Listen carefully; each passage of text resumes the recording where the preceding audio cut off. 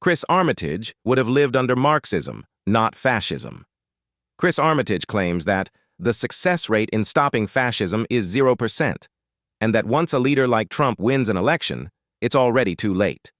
What he ignores is the other side of history, the record of socialist and Marxist regimes that grind down nations, strip away freedoms, and leave their people in chains for generations. 1. Armitage ignores the Marxist alternative.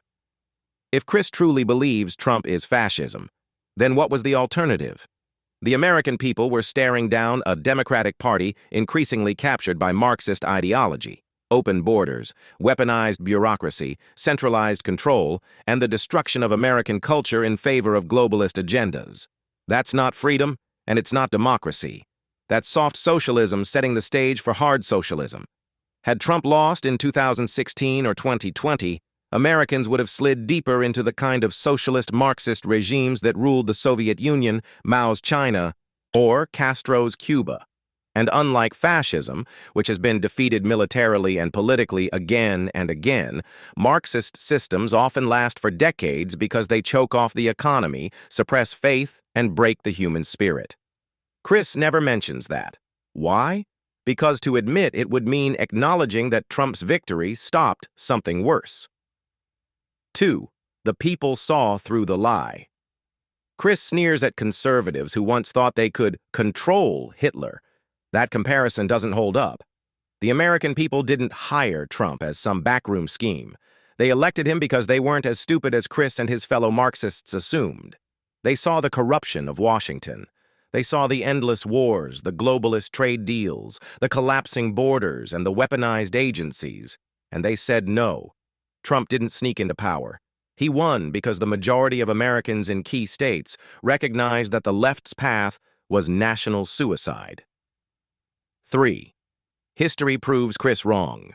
Chris insists that fascism can never be stopped once it gains ground, but history shows otherwise. Mussolini's fascism ended with his corpse swinging upside down in Milan. Hitler's Reich collapsed in 1945. Franco's Spain transitioned into democracy.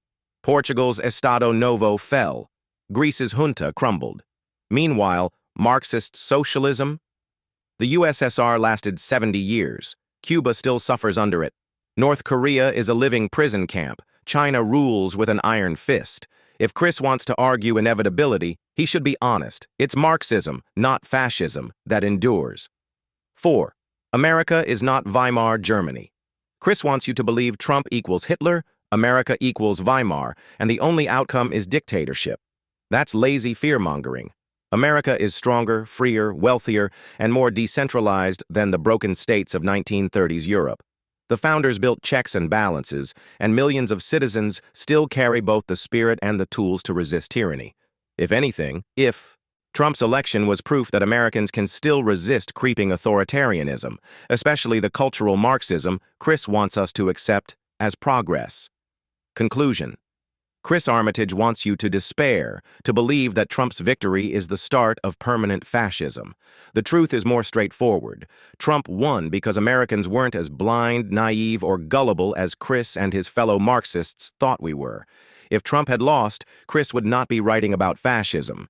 He'd be defending his life under a socialist Marxist regime that slowly but surely destroys freedom. America didn't miss its chance.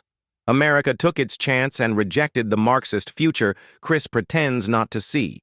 Please like and subscribe to learn more.